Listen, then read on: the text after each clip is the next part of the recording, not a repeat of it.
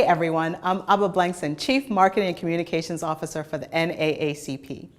This year, as part of Image Awards Week, as we're celebrating our excellence, our culture, our stories, we wanted to acknowledge the global nature of our film industry.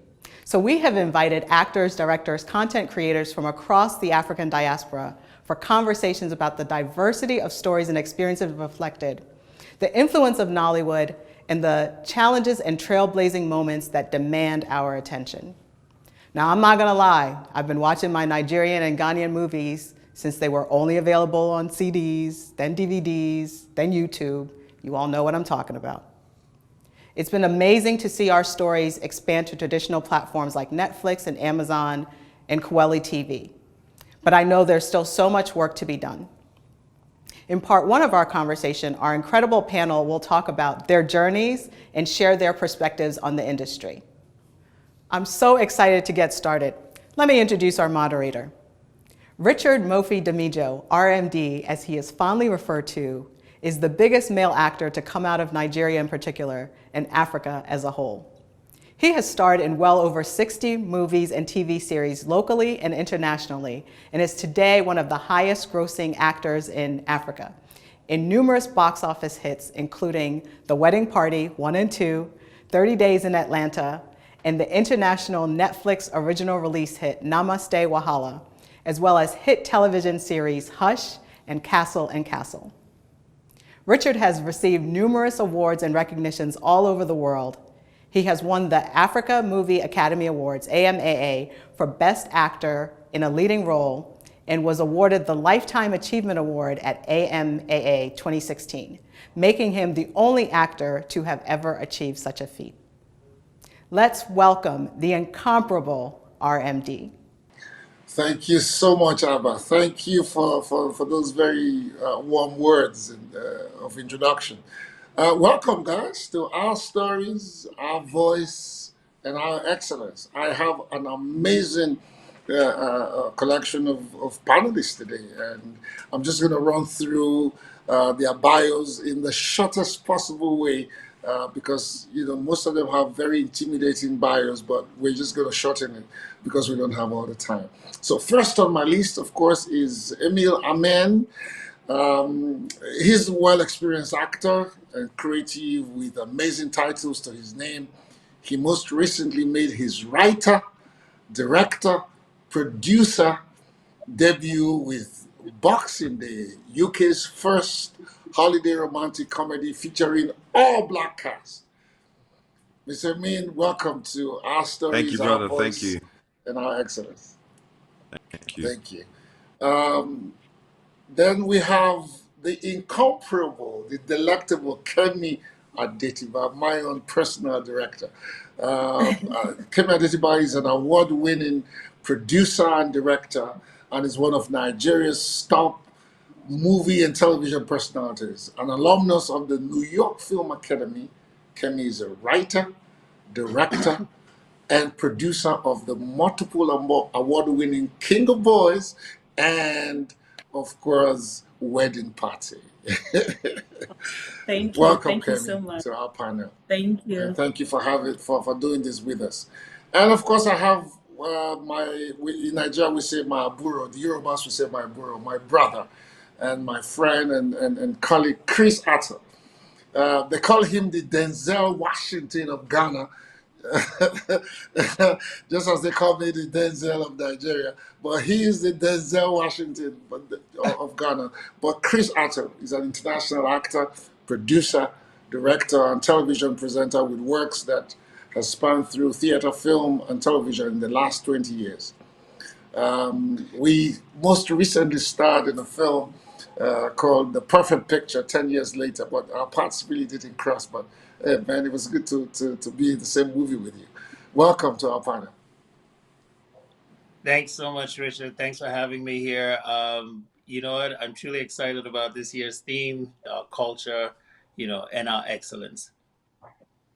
Thank you. Thank you. And last but not least, we have a streamer, DeShuna Elisa Spencer.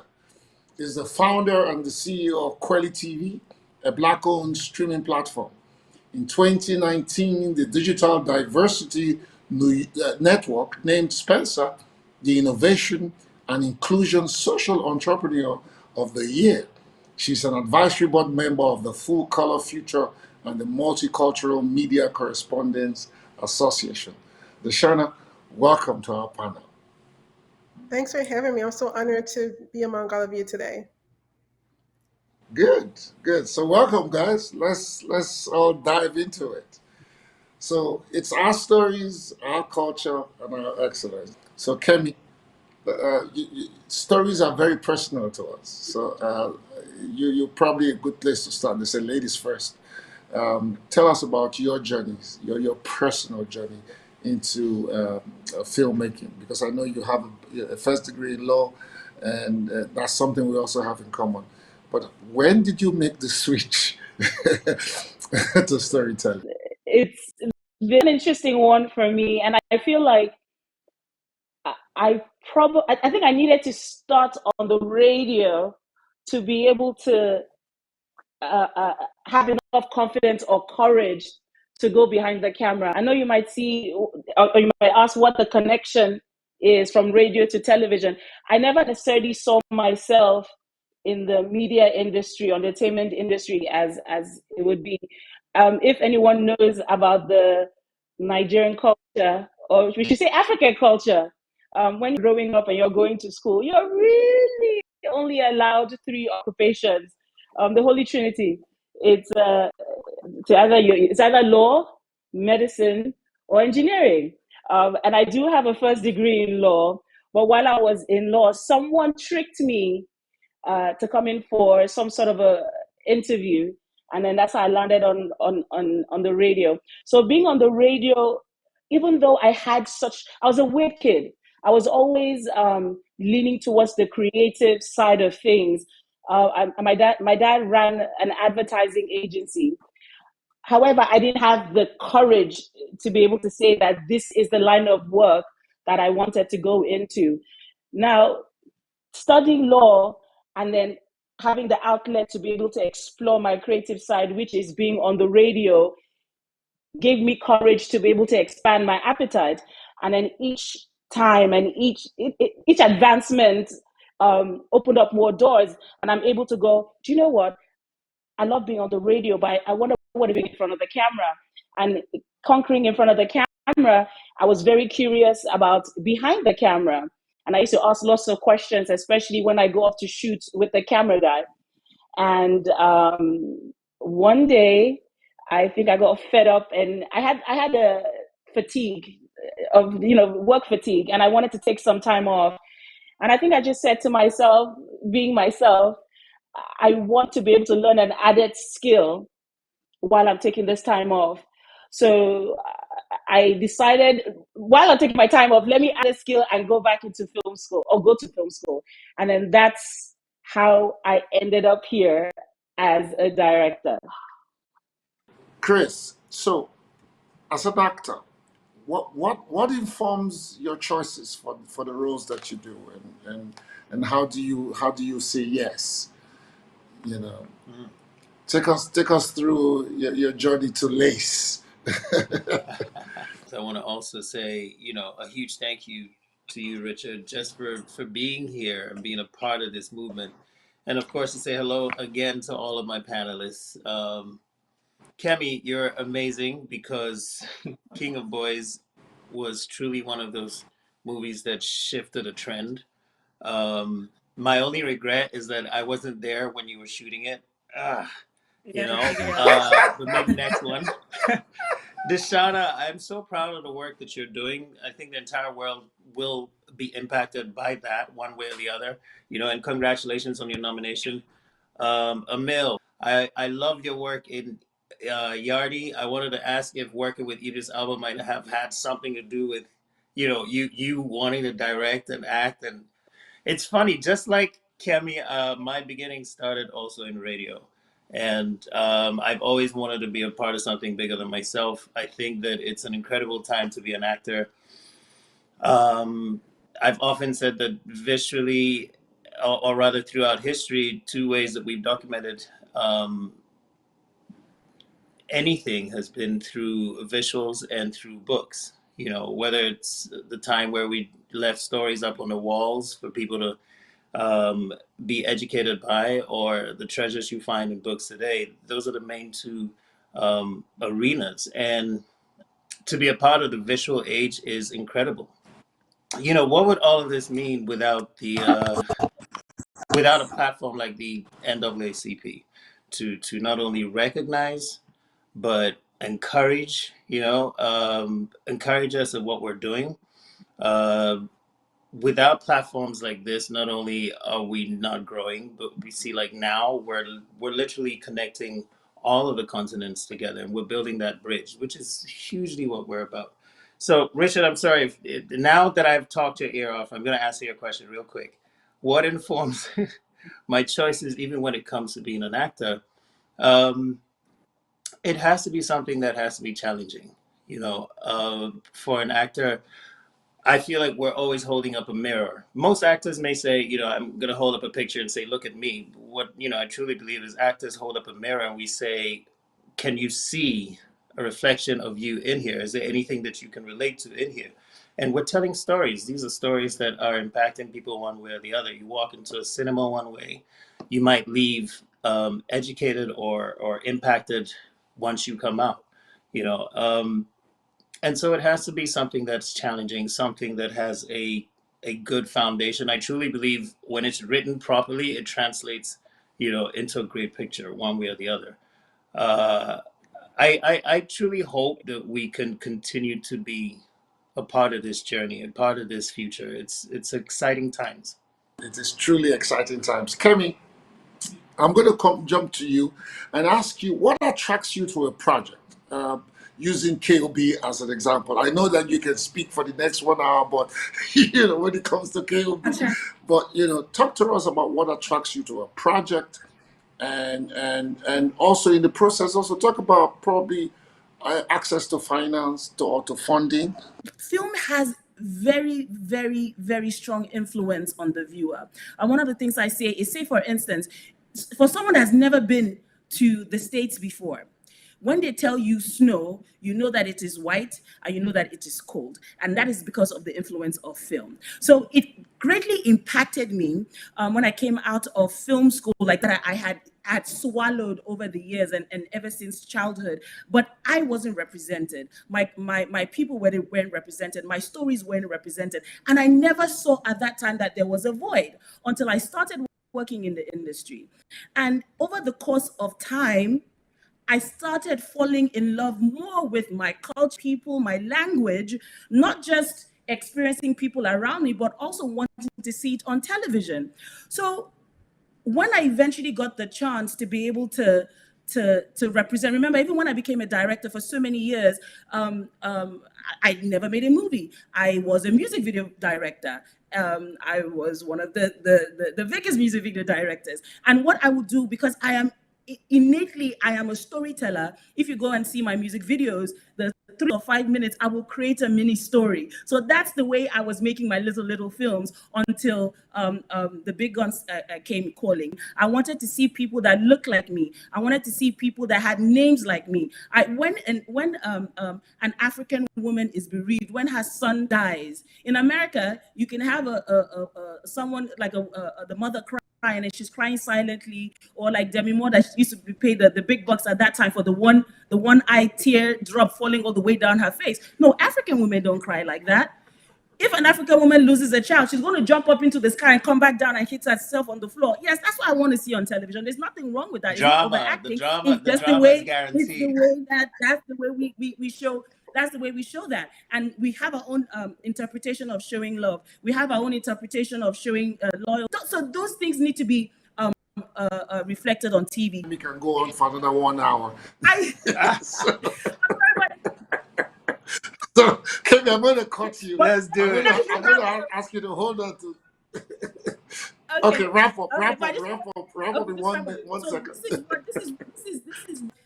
It's very important it's very important that the streamers are coming in now, because it opens up investment opportunities, it brings more money into the economy. But as the ships are coming, as the ships are coming, we have to remember to retain ownership. We can't sell off our goods and not keep any. We have to remember. That's why I love I might get the name wrong. KweliTV. I love what she's doing as she's representing our people. She's bringing money and putting it back into the community. She's it's films by Black people for Black people. Money by Black people, bring the money back to Black people. So I want to celebrate her. I want to celebrate Chris Attoh. I want to celebrate Ameen. I want to celebrate RMD. And we're all doing the amazing work to showcase our talent, to represent ourselves on television. But most importantly, it's very big and it's very important that we keep the money in the industry, if I'm making any sense. More Thank than you. enough. I'm just going to piggyback very Yes. quickly on something that Kemi shared. I'm just also going to say, and it's so Go true on. because it really is about sharing that culture.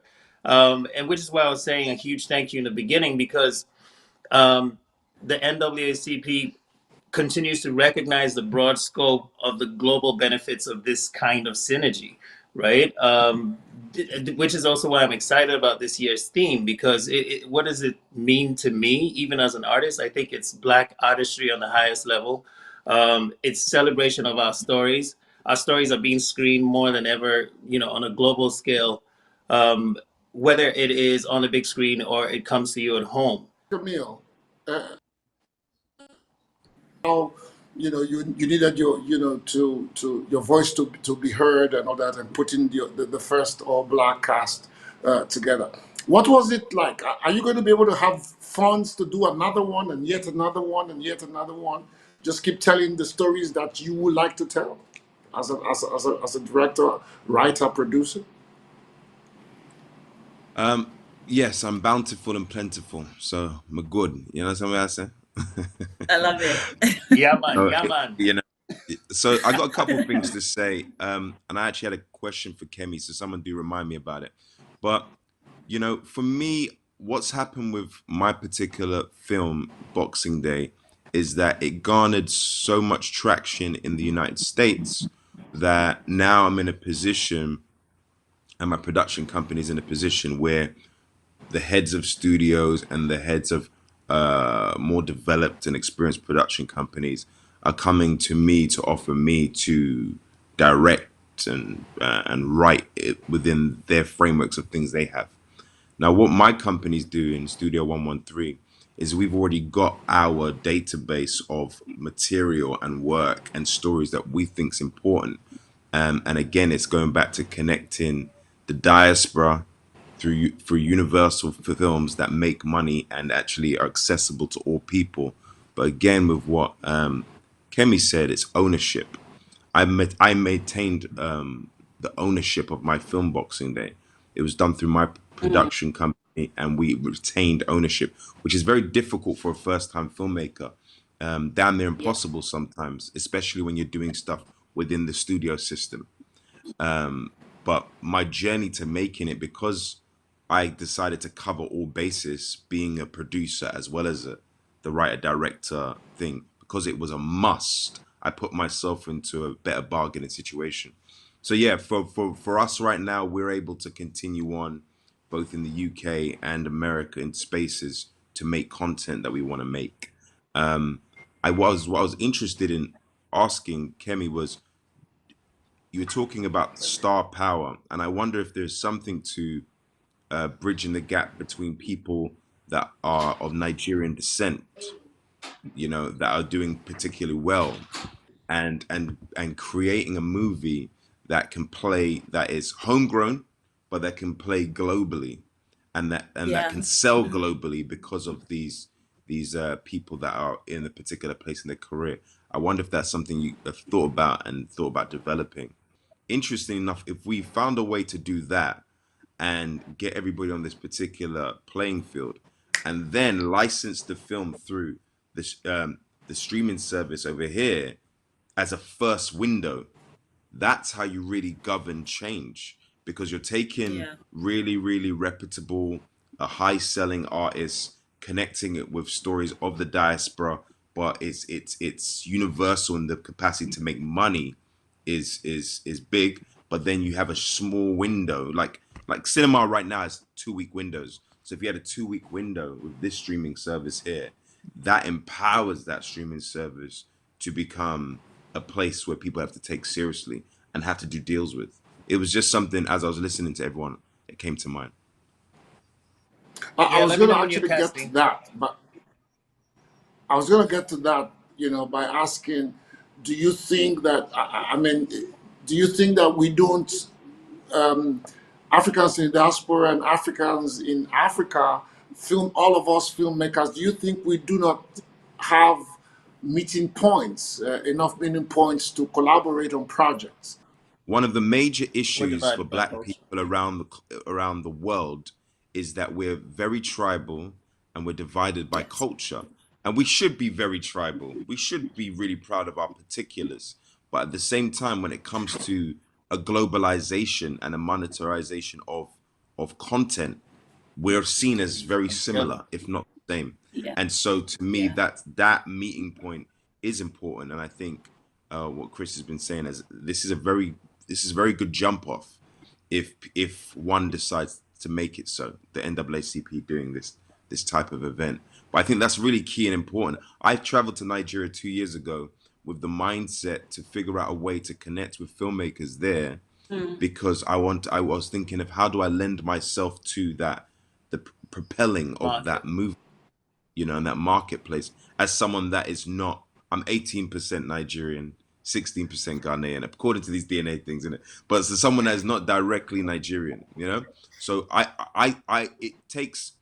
it takes this is Black History Month, but there's a thing going on around right now about Black future. So it takes futuristic minds to go, okay, all right, we're connected by this thing here, which is our race and possibly our oppression. We're tribal by nature.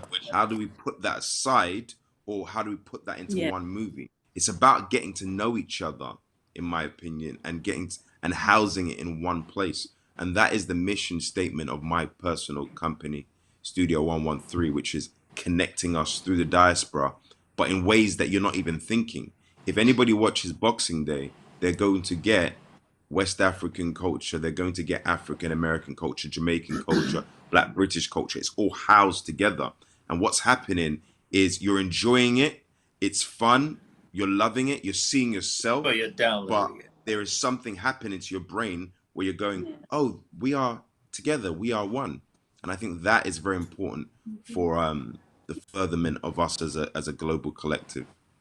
No, I just wanted to agree with him. And when he asked me that question, there's so much division within the Black film industry. I mean, when we're thrown in a panel like this, that's when we agree, oh, yes, we're all Black and we should push the film industry forward. But then when we all go back to our respective houses and personal industries, I mean, I'm Nollywood, Chris is Gollywood, there's the Black American industry. And for Yeah. us to be able to have a real voice, a powerful voice, we're going to have Gotta to stop. find a way to work together because they see us as the same.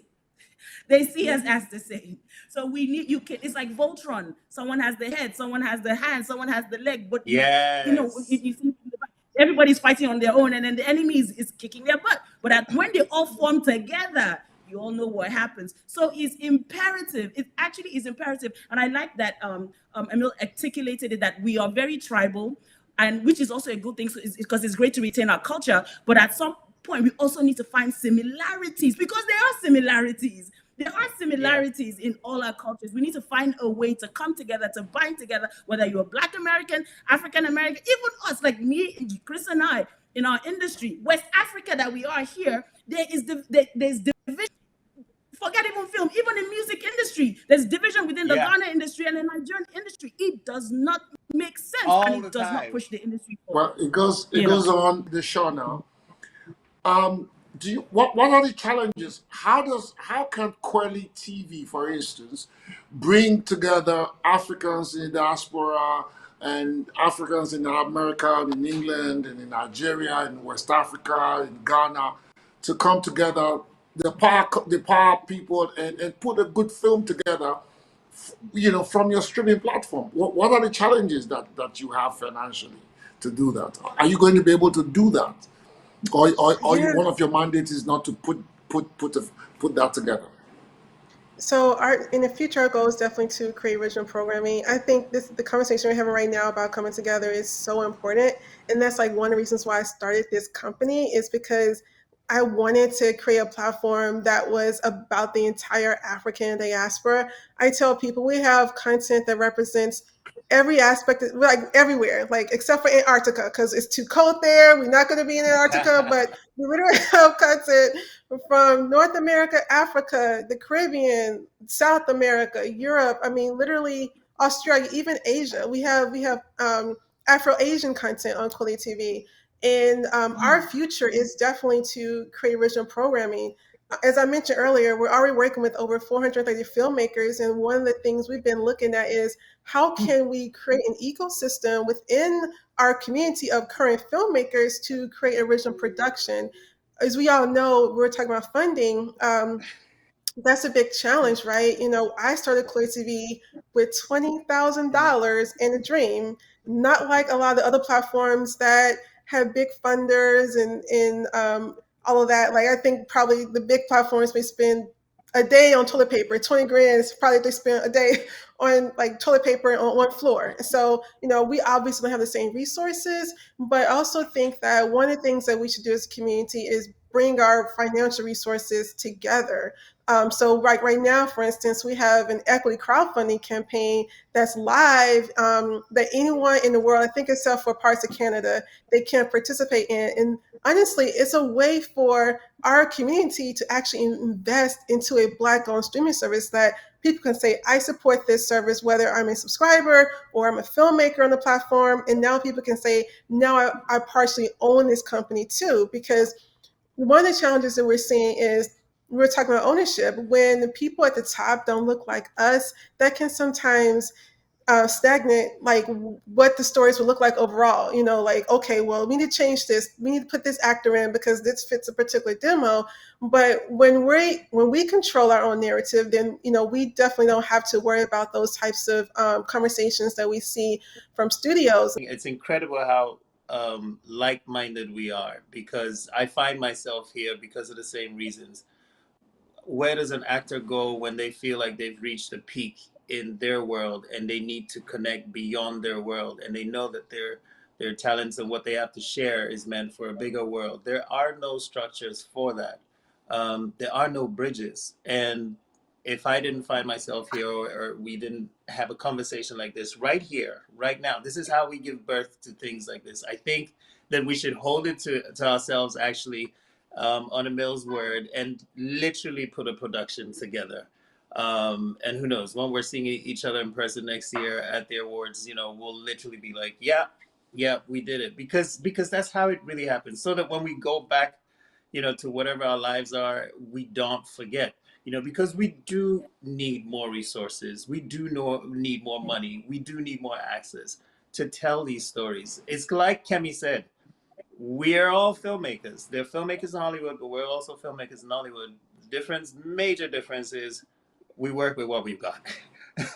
We too would Okay. love So those I think $100 billion budgets and so on. What was that, Richard? I'm going to stop you there, Chris. I think Emil has a light bulb moment. Back on. Emil, We jogged his memory. I was just gonna keep going Thank till you. I No, jogged his Chris, it memory. was you.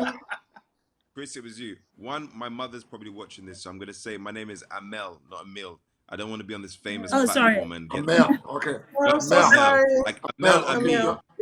Okay, cool. All right, that's out of the way. But Amel. what I was Amin. gonna ask, Okay, Amel. So thank you, brother. go on. No, what I was gonna ask is that are you adverse to actually working on projects that are based, Kemi, that are based in other places? Would that remove you from the Nigerian aspect of things, or would you, if I was like, okay, my production company wants you to collaborate on this particular project, it's based in the UK, we want your particular voice based on what we've seen, but boom, like, is that something? Because to me, in essence, we all have to abandon our posts and guard our posts at the same time. So we have to continue building where we're from. So British England, or I live in the States, but also abandon our posts and go, oh, do you know what? You know, Kemi's got this dope movie. you know, I'm gonna help produce. I'm gonna come to Nigeria and be in this particular movie and elevate it. Blah blah blah blah blah blah blah. But I'm asking the question for you as a filmmaker: are you adverse to that, abandoning Oh, not the at all. application? Okay. I'm not I'm not a Nigerian filmmaker. I'm a filmmaker that happens to be Nigerian. I want to tell stories. At my core, I'm a storyteller. Do you understand? Now, if I'm creating something, I am going to create a world or a universe. I'm talking about if I'm writing something, I'm creating something. I'm going to create in a universe that I understand. So of course, I would lean into the Nigerian culture. But I'm also a gun for hire, and also money is green. So if it's a great story, and that hey, you know, if it's a great story that I feel I can lend my voice to, I can share my signature with. Oh, I am ready. There are boats, there are ships, there are cars, there. As long as I can get there, I will get there. Yeah. One of the I guess a what I'm reason why. saying, just to Yeah. say, just the gun for hire Are you going to give aspect. me a job, Mel? I might just now the gun for hire aspect is something that I want to kind of remove from the conversation, only because in keeping what we're saying, right, in keeping what we're saying about connectivity, yes, you perhaps there's a job and you come and you direct, but it's about how one tells the story about what's going on. So say you came and worked on this particular production, be it in England or America, and you did it, but it's about us telling the story as people of how what we're actually doing. Do you know what I mean? Does Oh that no, make no. When I sense? mean It's a gun to hide, that means I'm not only working on my own productions or things that come in through my right, right. production company. I'm opening to working on so many things. But at the same time, the reason why you're asking me to come in is because I'm assuming you want my flavor, you want my signature, you want my voice. Exactly. And just like you write a letter, you write an email, you sign it at the end. Best Kemi Adetiba, you're always going to have that, you know. So if and that's what comes with me. Do you understand what I mean? I Yeah, saw yeah, like yeah, a yeah, review yeah. the other time, and then one of the things they said, Kemi still feels like So she's doing music videos. And at first, I think I was a bit slighted. No, why am I slighted? No, that means they don't know how to articulate what they've seen. What they've seen is No. my nature. What they've seen is my flavor. What they've seen is that Kemi Adetiba thing at the end. And because it does not fit into their orthodox or conventional, this is what a TV show or film is supposed to look like. Quentin Tarantino, you can watch 10 seconds of it or 5 minutes of it without seeing the opening title, and you know it's Quentin Tarantino. You know, Yeah. you can with Scorsese, you know, that's Scorsese. Why? Because okay, I'm an African all right. filmmaker, I can't have my own language. I will have my own signature on every production and you will know it. And if it happens to seem like a music video to you, hey man, what can I say? I just to put it out there as well, Mr. Ameen, that Chris Attoh is ready to collaborate. I'm an actor already. I'm ready to collaborate. You know, with anybody Do it. from England, America. We can do stuff and stream on Yeah. KweliTV. I'm glad that Absolutely. the NAACP has created this platform for all of us to get together and have some kind of convergence. I think that going forward, one of the things that we need to take away from discussions like this is to make sure that we are able to connect and get our signatures, you know, aligned and behind projects that can represent us as a people, you know, showing our stories, showing our culture, showing above all our excellence, you know. And there was something interesting that DeShuna said, making sure that every day in our lives is a Black History Month. It's not just Yes. February alone that, you know, that we get to talk about that. But before we leave, just one quick question that we all can jump in no particular order. Is there a style, you know, to, for instance, the Nigerian way of doing films? How is that different from the Hollywood model? As the person that has the least experience with Nollywood films, let me comment first, and then I'll allow the more experienced people to comment. I would say, just as an umbrella thought, when you're making a film, you have to have a very clear vision of, in my opinion, this is just my opinion, but what you want the audience to experience. Now, if you want an audience to experience a big movie, that's going to take a certain amount of resources and a certain amount of ingenuity as a filmmaker to have them experience that. Plus, an audience, if they're in love with the filmmaker, I feel that they'll take the leap with you where things may be a little bit off. The second thing I would say is script is so important. Like having we could tell an interesting story right now with this phone and this thing here, and it be compelling. But the script and having making sure that in any filmmakers in the world, but making sure that there is a degree of discernment and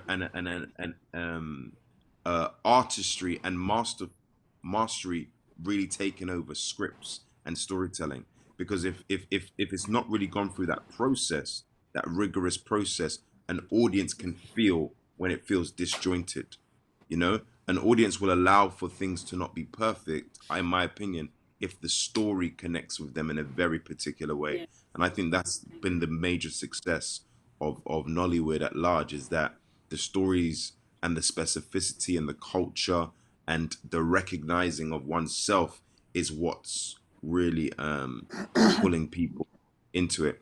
I would say the other element is that, just talking about Nollywood for a second, if somehow you guys can connect with those of the diaspora that are doing very well, that would be very compelling for me as a viewer, because there are so many Nigerian British actors whose parents are born there, or some of them that are doing exceptionally well in Hollywood.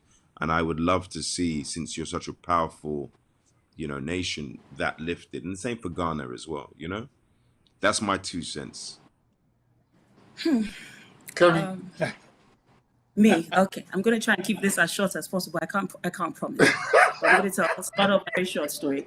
About 2-3 years ago, I was in Los Angeles. They were screening the first KOB, and it was, and 2 other Nigerian films. At some point, there was a break, and everybody was outside in the rotunda, and 4 white people came up to me to ask me questions, because of course I had been identified as one of the directors I was screening. And they were just so intrigued by the stories that they had watched and everything that they'd seen. And they were asking questions after questions after question after question. And then at one point I asked them, and I said, did you understand it? You were so, did you understand everything that was said on the screen? I said, yes. Even the things that, he said, even the things that, even when it was subtitled and I didn't understand it, maybe it was in another language or broken English, as we call it, in context, I could understand what they meant. And I said to him, do you know what is so funny? As recent as 5 years ago, heck, even maybe 4 or 3, even if you were watching an African movie to an American foreign audience, even if it was in English, every single word would still be subtitled. Now, when we as Africans are watching American movies, it is not subtitled. When the local woman that's selling corn on the road is watching American movie, it's not subtitled, because you go learn the English, you go learn there's no allowance for, there's no soft landing for us to take in that information. But for us, just 5 years ago, everything would have needed to be subtitled. We don't wait for everything to be perfect before we do it. Yes, we are learning on the job, but we're not waiting for everything to be perfect before we do it. We're not waiting to have this money that every KOB that I have done, I don't have the infrastructure or the money to do. I just have a big dream and I say, I will do this thing and I will do it in this country. Do you understand what I mean? So it opens the door more and more. I was there. I've been there both occasions. Thank you very much. So we don't have the infrastructure, but we are learning on the job. We're pushing on the job. We're making it happen with the very limited resources that we have, and that's why we're always. Can I have a question? You as a filmmaker that's very successful, are you finding that the streaming servers are partnering with you now, since you're a very powerful voice in the Nigerian community?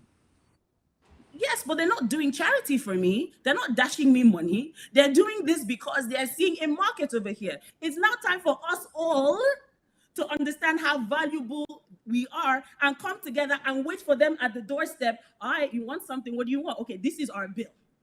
You know, so it goes back again to what we were saying. We all need to bond together. We all need to come together, because these are the other people. I said something all the time. There's only so many times you can see Tom Cruise jump off a building into a helicopter. We need to they need to diversify their stories, and they're finding something very interesting and very connecting with African stories. Now they don't care about the subtitles under the English. They are forcing themselves to learn the way we speak. There is something there. There is something there, and we need to understand how valuable we are. It took a while. It took a while to get here. I mean, time was when they said, somebody said, watching Nollywood films, they were very predictable. You could tell the end from the beginning and all of that. But but in the beginning, it was, you had guys that were performing bypass heart surgery with knives and forks, practically. Exactly. And I guess same thing, same thing for the Ghanaian, film industry as well. The Exactly. UK, you guys had the unique opportunity of having, European cinema and everything, developing alongside that. Um, I'm gonna, just come to, before I don't know how much more time we have, and I should be prompted, but again, to DeShuna, um, the streaming platforms are becoming a lot more important today, in a world, ravaged by COVID and government tasting power and being able to tell everybody to stay at home and and all of that. Um, are you looking forward to expanding, the repertoire of because I don't know how much, have you ever shown any Nollywood film or Ghanaian movies on your platform, for Yeah, if you instance? go to our website right now, you go to the homepage, we have two films in Nigeria that were released this week, and one film from Ghana. It's an older film. So, like currently, we already have films from around the world, like today. And so when we release about 20 films a month, and when we release films, our whole goal is to make sure we're focusing on the entire African diaspora. So we have a documentary on KweliTV right now from the UK, and we have a film from Haiti, two films from Nigeria, a film from Ghana, a couple of films from the US. Oh, awesome. And we have we have a documentary Awesome. from Brazil and a web series from Brazil. So literally, the 20 films released, content released on yesterday, represents almost the entire African diaspora. I mean, Brazil, the UK, The entire Ghana, globe, yes. Okay. Nigeria, the US. I mean, like, right? So that's the future, right? I think that's what's been a missed Look, opportunity for a lot of other streaming services is they've been focused on like one particular part of the world. And as what Kemi said, like there's definitely a turn right now in America. We call it the Black Renaissance, where there seems to be a lot of people interested oh, in the Black that is experience definitely and on. The Black Black Renaissance stories. is on. Exactly. But Yep. I do want to tell people that, is this a movement or is this a moment? And that's something that as as us, we have to make sure that this continues to be a movement and it's not this moment where I think after it's a George move. I Floyd. think it's a movement. I'll just say something to that moment versus movement thing. What's completely made the world a wild, wild west and why it's a movement is the internet. We Yes. we are completely now connected, and that's not Yeah. going to change. It doesn't matter how Yes. storytelling gets told. People are watching stories how they want to watch them, and so to me, we should have every confidence that it's a planetary movement that will never go back to what it was. You know, some time ago, the factories were the heavyweights. Today, if you have a personal computer, then you can go against the corporations. You can sit in one space and you can make a big enough a noise for the world to hear. So yes, I would Exactly. encourage more diversification, um, more collaboration, platforms like this. Thank you so much to the NAACP. I would say everybody definitely tune in on the Thank 26th for the main awards. Encourage the work. Check out Boxing Day. Check out King of Boys. because they're amazing. We're gonna be on your platform also later on, DeShuna. But you guys, thank you, just for joining us Thank and you. helping us speak one mind. I want to thank all of you for such a wonderful session. Emma, Mr. Ameen, Kemi, DeShuna, Chris. It's just been an amazing time. I wish we had a lot more time, but like Abba said, hopefully we can get to do this in person next year. COVID allowing all of us. So thank you guys. With some of the takeaways from today is we need to collaborate more. We need to come together. There needs to be a convergence of all our talents and all the things that we're doing and begin to tell bigger and greater stories. And it's on that note I'm going to say, guys, have a wonderful day, rest of the day. Good night, good morning, good afternoon, wherever hood that you are. Thank you. Thank you, guys. Thank you. Bye. Excellent, excellent. Thank you. Peace. What an incredible conversation. Amel, DeShuna, Chris, Kemi, thank you so much for sharing your perspectives with us. And RMD, wow, such an honor. Thank you for drawing out the best.